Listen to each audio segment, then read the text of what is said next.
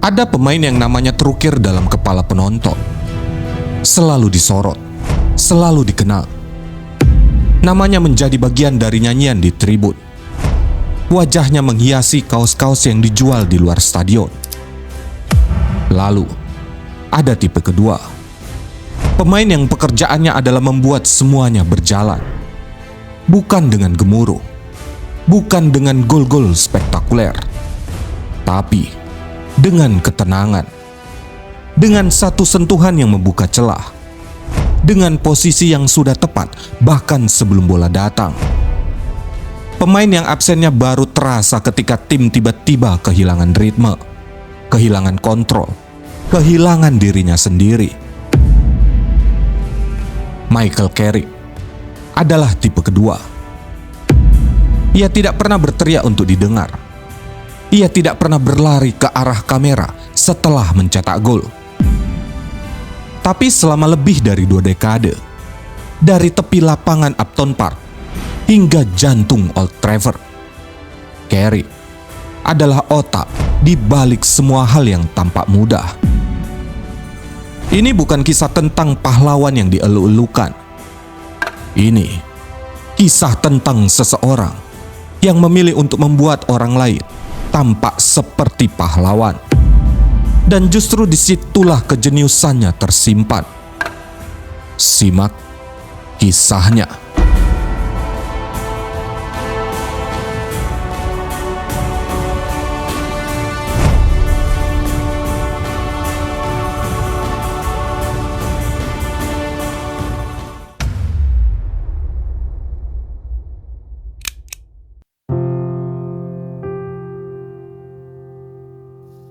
Michael Carrick lahir di Wallsend, Inggris pada 28 Juli 1981 dari keluarga pekerja yang sederhana. Ayahnya bekerja di pabrik, ibunya seorang perawat. Dari mereka, Carrick belajar disiplin dan kerja keras, nilai yang membentuk seluruh karirnya. Carrick kecil dikenal pendiam. Ia lebih suka mengamati daripada berbicara. Dalam wawancara dengan 442, ia pernah bercerita, "Aku hanya ingin bermain, tanpa terlalu banyak bicara." Sejak usia 4 tahun, dia menjadi fans Newcastle United dan menghabiskan masa kecil sepak bolanya di Wallsend Boys Club, sebuah ladang pembibitan legendaris yang telah melahirkan nama-nama besar seperti Alan Shearer, Peter Beardsley, hingga Steve Bruce. Dari sanalah fondasi Carrick dibangun. Sederhana, keras, dan syarat pemahaman permainan. Namun ketika klub itu menutup tim cadangan, ia mengambil keputusan berani, merantau ke London dan bergabung dengan Akademi West Ham pada 1997.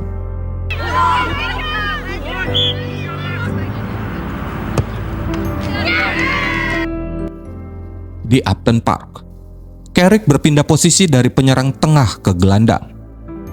Sebuah perubahan yang kelak mendefinisikan seluruh karirnya.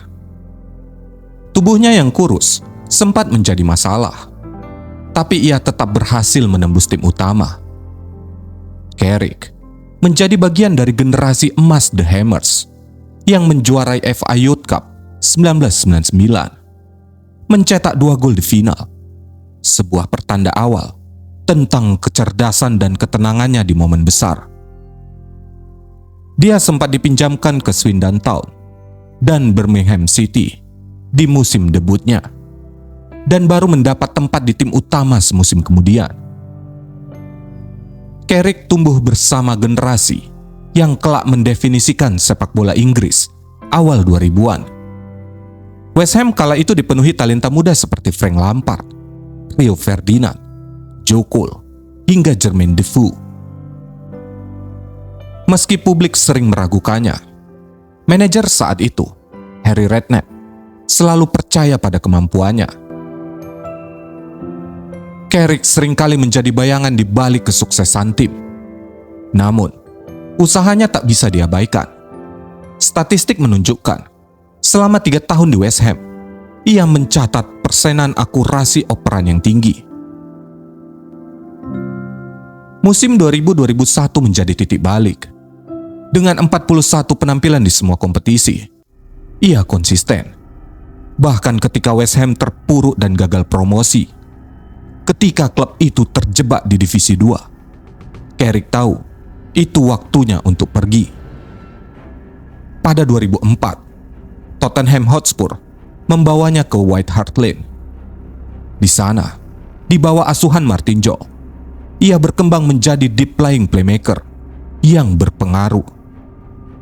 Musim 2005-2006 adalah tahun bersejarah dengan Carrick mencatat lebih dari 30 penampilan liga dengan akurasi operan di atas 85%. Namun, sekali lagi, namanya tidak bersinar sebagaimana seharusnya. Publik terlihat fokus pada bintang-bintang yang mencetak gol, sementara Carrick beroperasi di zona strategi. Pemain yang menentukan alur permainan tanpa berisik. 2 musim solid di Spurs cukup untuk memecah opini publik dan menarik perhatian Sir Alex Ferguson. Musim panas 2006, Carrick diboyong ke Manchester United, diproyeksikan sebagai penerus Roy Keane. Tugas berat yang disimbolkan dengan warisan nomor punggung 16, nomor istimewa di Old Trafford. Michael Carrick was not playing, but I saw that he got terrific vision. He's one of the best passers in the English game, so it was easy to play him.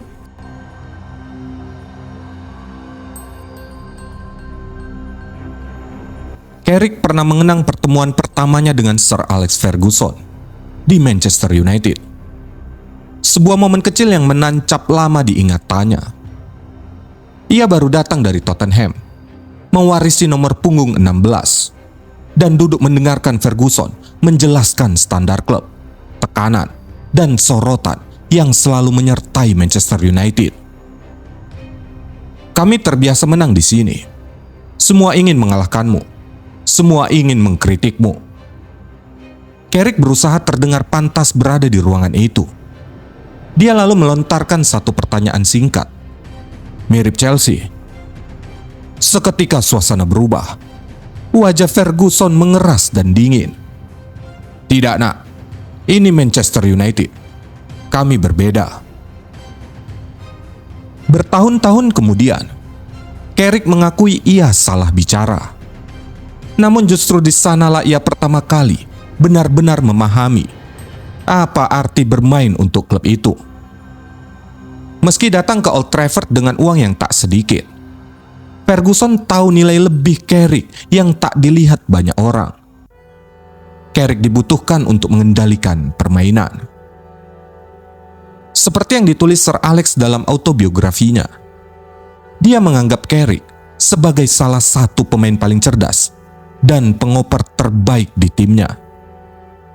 Dalam musim debutnya, perjalanan Carrick menuju kesuksesan di United tidak semudah yang diperkirakan. Dia harus beradaptasi dengan tuntutan tinggi di klub sebesar itu dan mengalami cukup banyak cedera. Tapi dengan kepercayaan Ferguson, Carrick mulai menunjukkan kualitasnya. Musim 2006-2007 menjadi awal dari era baru. Bersama Paul Scholes, ia membangun salah satu kemitraan gelandang paling efektif dalam sejarah Premier League. Scholes sebagai playmaker kreatif, Carrick sebagai jangkar yang memungkinkan klub itu berjalan. Gaya bermainnya berbeda dari gelandang kebanyakan. Ia jarang melakukan tackle keras, lebih memilih memotong jalur, membaca permainan jauh sebelum ancaman muncul. Louis van Gaal, pelatih yang kelak menggantikan Ferguson, bahkan menyebutnya sebagai pelatih di lapangan, yaitu seorang pemain yang memahami permainan setara dengan analis di pinggir lapangan. Puncaknya datang pada musim 2012-2013. Itu musim terbaiknya mengenakan seragam setan merah Manchester. Di sisi Robin van Persie yang mencetak 26 gol liga, Carrick adalah fondasi yang tidak pernah terlihat. Tapi tanpanya, seluruh bangunan runtuh. Ia memenangkan penghargaan Players Player of the Year dari sesama rekan setimnya. Sebuah pengakuan dari mereka yang paling tahu betapa berharganya keberadaan seorang Michael Carrick. Ferguson, dalam wawancara dengan BT Sports usai pensiun, menyebut Carrick sebagai pemain Inggris terbaik. Bukan pemain Inggris terbaik di United, tapi terbaik di Inggris. Namun ada yang tersimpan jauh di balik ketenangan itu. Ketika rekor tak terkalahkan dalam 25 pertandingan Liga Champions diakhiri oleh Messi di Roma pada 2009. Carrick kesulitan menerimanya. Dia menarik diri dari pertandingan internasional Inggris di akhir musim dan hampir menjauh dari dunia sepak bola. Carrick duduk di kebunnya dan berduka. Pertandingan itu mengingatkannya pada kefanaannya sendiri di hadapan lawan seperti Messi, yang dianggap sebagai pemain sepak bola abadi. Selama 18 bulan pergolakan batinnya, Carrick hanya menceritakan depresinya kepada istrinya, Lisa, dan orang-orang terdekatnya. Dia selalu menyembunyikan emosi sebenarnya dari lingkaran luar. Melihatnya bermain dengan gemilang, mungkin tak banyak yang tahu jika Carrick mengenakan sol ortopedi selama 19 tahun di sepanjang karirnya. Lututnya bengkok sejak kecil, dan kaki kanannya lebih pendek dari kaki kirinya. Di balik setiap penampilan yang tampak mudah, ada tubuh yang berjuang lebih keras dari yang pernah terlihat. Carrick mungkin tak banyak bicara, tapi dia terobsesi pada detail dan selalu ingin tampil sempurna. Dia sangat rapi dan teratur, seorang pengidap obsesif kompulsif disorder yang mengatur apapun sebersih mungkin dan tersusun sesuai warna. Pola pikir itulah yang membantu Carrick tampil maksimal di lapangan. Bersama Ferguson, ia memenangkan 5 gelar Premier League, 1 Liga Champions, 1 Piala FA, 2 Piala Liga, 1 Piala Dunia antar klub. Dan kemudian, di era-era sesudahnya, dia melengkapi koleksi dengan Piala FA di tahun 2016 dan trofi European League di tahun 2017. 12 trofi dalam 12 tahun.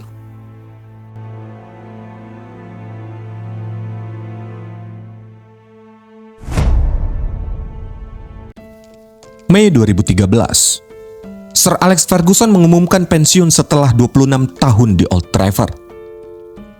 Bagi banyak pemain United generasi itu, kepergian sang maestro adalah akhir sebuah era.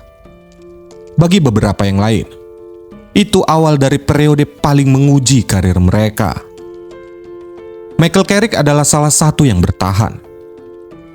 Di bawah David Moyes, musim pertama pasca Ferguson terasa seperti berjalan di atas tanah yang bergeser.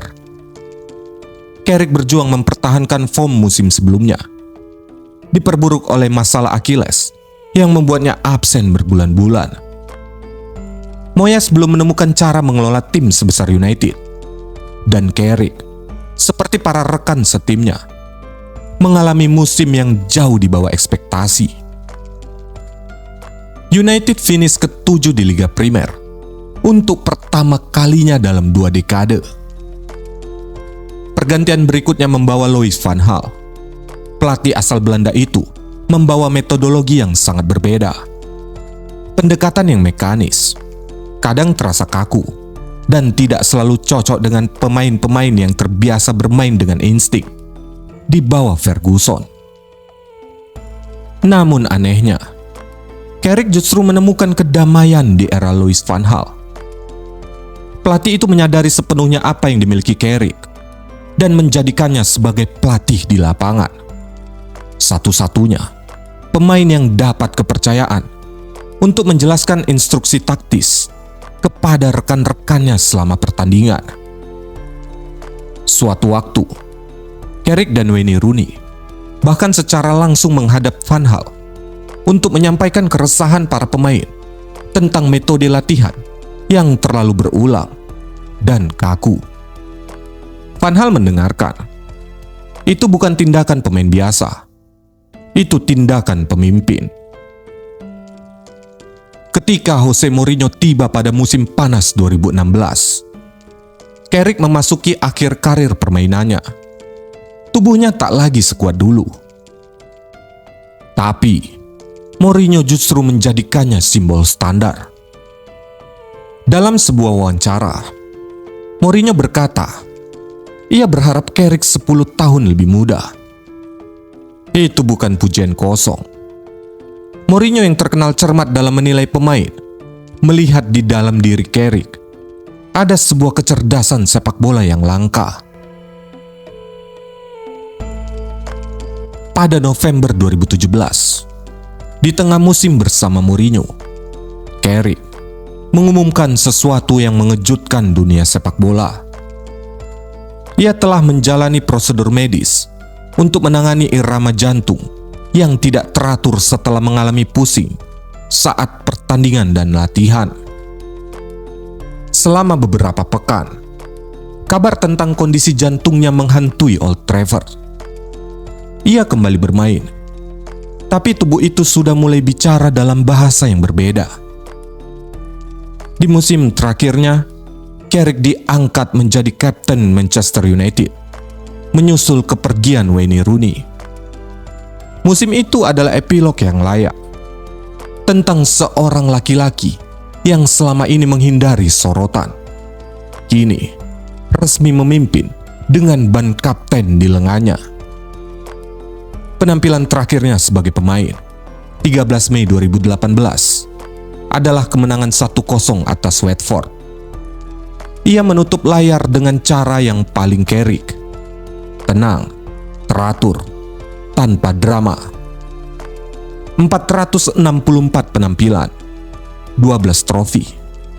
Satu karir yang mendefinisikan ulang arti. Tidak terlihat, namun tak tergantikan.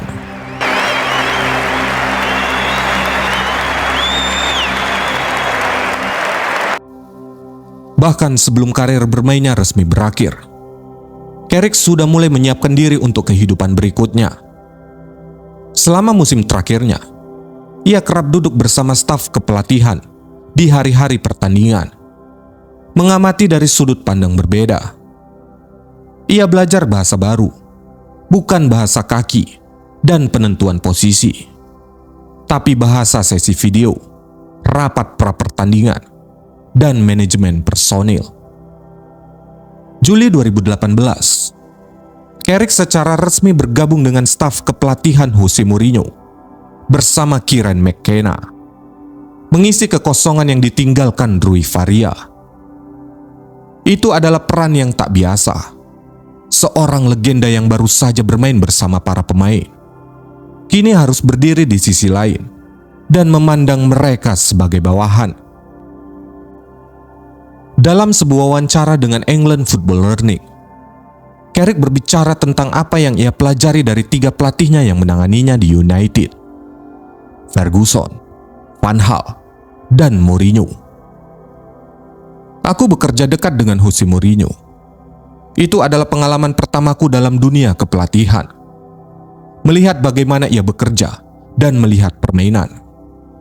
Kau menyadari bahwa ada 3 pelatih terbaik sepanjang masa, dan mereka memiliki pandangan yang sangat berbeda tentang situasi tertentu. Itu pasti mempengaruhiku. Tapi nalurimu akan memberitahu apa yang kau sukai dan tidak sukai. Mourinho dipecat pada Desember 2018. Di sela kekacauan itu, Carrick sempat ditunjuk sebagai caretaker sementara. Namanya pertama kali tercantum sebagai pelatih kepala, walau hanya untuk beberapa jam sebelum pengumuman penunjukan oleh Gunnar Solskjaer. Itu adalah pertanda pertama. Solskjaer mempertahankan Carrick dalam timnya. Selama hampir 3 tahun, Carrick menjadi salah satu asisten paling dipercaya pelatih Norwegia itu. ia dan McKenna bergantian memimpin sesi briefing pra-pertandingan, memberikan instruksi taktis, dan menjadi jembatan antara pelatih kepala dan para pemain. Carrick menggambarkan pendekatannya kepada pemain dengan cara yang khas, mengamati, menilai, dan kemudian memberi hanya sebanyak yang dibutuhkan. Ketika kami berada di sekitar para pemain, ada banyak hal yang perlu dipertimbangkan. Apakah kami memberi mereka informasi atau tidak? Apa keseimbangannya? Terkadang mereka tidak membutuhkan apapun, dan terkadang kami merasa perlu memberi mereka sedikit lebih banyak. November 2021, Solskjaer dipecat setelah kekalahan 4-1 dari Watford. Untuk kedua kalinya dalam 3 tahun, Carrick mendapati dirinya di persimpangan. Dia menangani 3 pertandingan. Di masing-masing pertandingan, Carrick membuat keputusan yang tidak populer dan terbukti benar. 2 kemenangan, 1 imbang. United tidak terkalahkan. Dan yang lebih penting, mereka terlihat seperti tim yang tahu apa yang diinginkan. Begitu Rangnick tiba, Carrick memilih pergi. Sudah saatnya ia berdiri sendiri.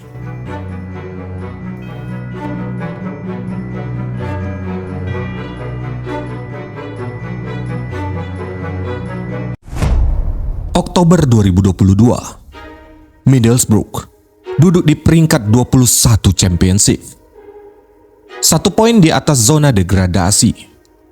Setelah 16 pertandingan bersama pelatih sebelumnya, Chris Wilder. Manajemen klub itu menunjuk Michael Carrick sebagai solusi.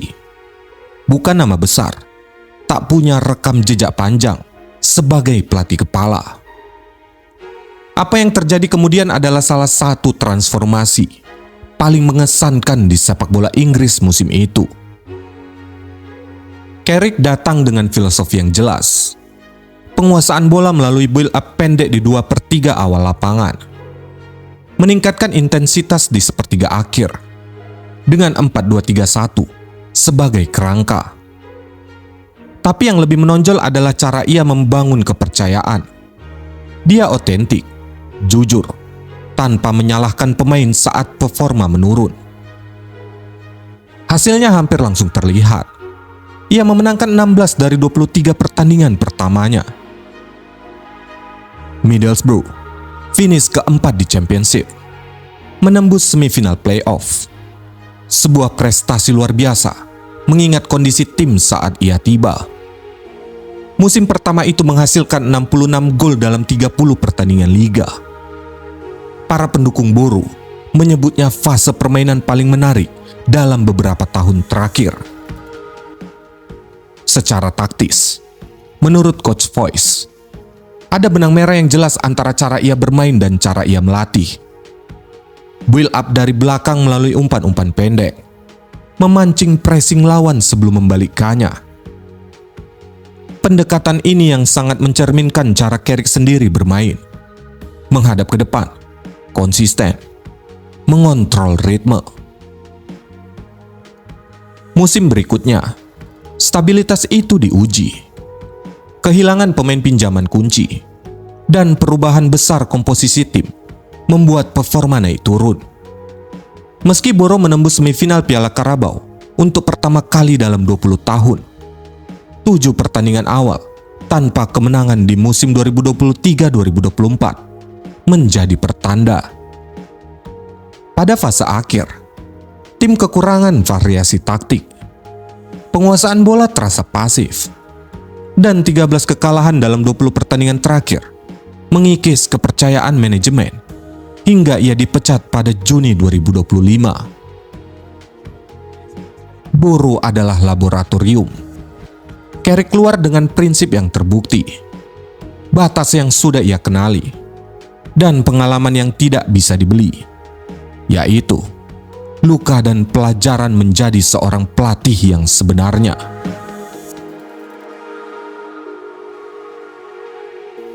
Januari 2026, Manchester United memecat Ruben Amorim setelah hanya 14 bulan dan mencatat tingkat kemenangan terburuk dalam era Premier League.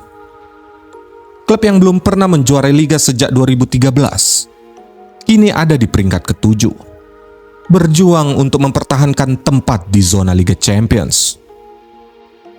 Jason Wilcox, Direktur Sepak Bola United, dan CEO Omar Berrada duduk bersama satu orang lagi di meja makan pagi 2 hari setelah pemecatan Amorim, Sir Alex Ferguson.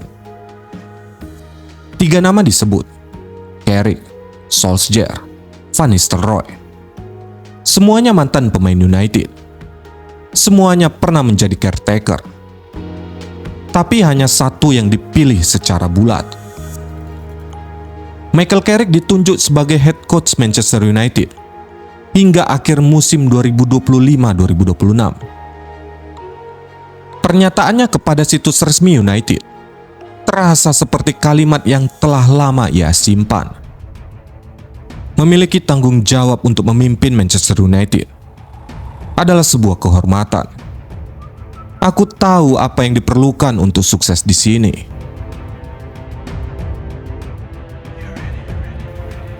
Ada sesuatu yang lebih dari sekedar taktik yang membuat Carrick cocok untuk United dalam kondisi saat ini. Ia adalah orang yang tidak perlu menjelaskan apa artinya memakai seragam merah itu. Ia tahu beratnya harapan, kerasnya kritik, dinginnya saat tim berjuang.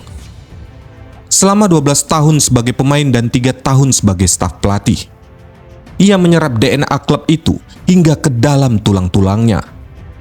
Dan itu dapat dirasakan para pemain. Lisandro Martinez, bek tengah Argentina, merangkumnya usai kemenangan atas City. Hal penting yang Michael Carrick katakan adalah, gunakan energi dari para penonton. Hari ini, kupikir kami melakukannya. Kobbie Mainoo mendapatkan lebih banyak menit bermain di bawah Carrick dalam 5 pertandingan daripada dalam seluruh sisa musim di bawah Amorim. Bryan Mbeumo, Matheus Cunha, dan Bruno Fernandes kembali bermain dalam performa terbaik. Carrick tidak menciptakan pemain-pemain baru. Ia membuka kembali pemain-pemain yang sudah ada. Ia juga membawa staf kepelatihan yang tepat. Steve Holland, mantan asisten timnas Inggris, yang berpengalaman dari era Mourinho di Chelsea, hingga 2 final Piala Eropa bersama Southgate. Jonny Evans, yang bermain lebih dari 100 kali bersamanya, hadir membawa pemahaman mendalam tentang budaya United. Dan terakhir, Jonathan Woodgate akan melengkapi tim dengan perspektif operasional. Mereka ini bukan sekedar staf. Ini adalah ekosistem kepercayaan. Setelah 5 pertandingan, United tidak terkalahkan. Momentum terbangun kembali. Keraguan berbalik menjadi keyakinan. Apakah ini akan bertahan? Itu pertanyaan yang tidak bisa dijawab sekarang. Kritikus yang sama yang memujinya mengingatkan bahwa Solskjaer juga pernah tampak luar biasa di bulan-bulan pertamanya. Tapi satu hal yang tidak bisa diperdebatkan, Manchester United untuk pertama kali dalam waktu yang sangat lama terasa seperti tim yang sudah tahu apa yang diinginkannya. Ada geometri tersembunyi di balik sepak bola yang baik. Bukan pada gol yang meledak, bukan di tendangan bebas yang melengkung, tapi di ruang yang terbuka sebelum bola datang, di posisi yang sudah benar saat yang lain masih berlari, di operan yang tidak menghentikan permainan, tapi mengalirkannya. Michael Carrick adalah manusia yang memahami geometri itu lebih dalam dari siapapun. Selama nyaris 20 tahun bermain dan bertahun-tahun melatih, ia tidak pernah memilih cara yang berisik. Ia tidak pernah berteriak untuk didengar. Ia tidak pernah mengklaim pengakuan yang sebenarnya sudah sepenuhnya menjadi miliknya. Dan justru itulah yang membuat warisannya begitu bermakna. Seperti kata Sir Alex yang tertulis di biografinya, ada kesantaian dalam diri Carrick yang membuat orang salah paham tentang nilainya. Tapi mereka yang duduk di ruang ganti atau berbagai sesi latihan dengannya pasti tahu. Dan para pemain muda yang sekarang bermain di bawah arahannya juga mulai tahu. Carrick mengajarkan bahwa kepemimpinan tidak harus keras, bahwa kecerdasan adalah bentuk kekuatan, bahwa menjadi tidak terlihat dalam sepak bola kolektif bukanlah kelemahan, tapi pilihan dan keunggulan. Perjalanannya dari Wilson ke Old Trafford bukan perjalanan lurus. Ada cedera, ada depresi, ada masa-masa ketika ia duduk di kebunnya dan meragukan segalanya. Ada pelatih yang tidak memahaminya, media yang mengabaikannya, dan publik yang lebih senang membicarakan nama-nama yang lebih bersuara. Tapi ia tetap di sana, selalu di sana, dengan sol ortopedi yang tak pernah terlihat,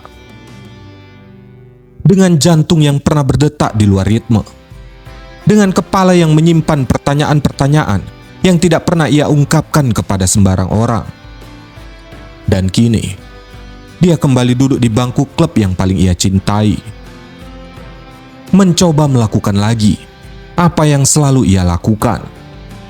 Membuat segalanya berjalan tanpa terlalu banyak bicara. Akan selalu ada perdebatan tentang siapa pemain terbaik yang pernah hadir di Old Trafford. Dan nama Michael Carrick mungkin bukan yang pertama disebut. Kejeniusan memang tidak selalu berada di bawah sorotan. Tetapi, sorotan tidak akan pernah ada tanpa kejeniusan.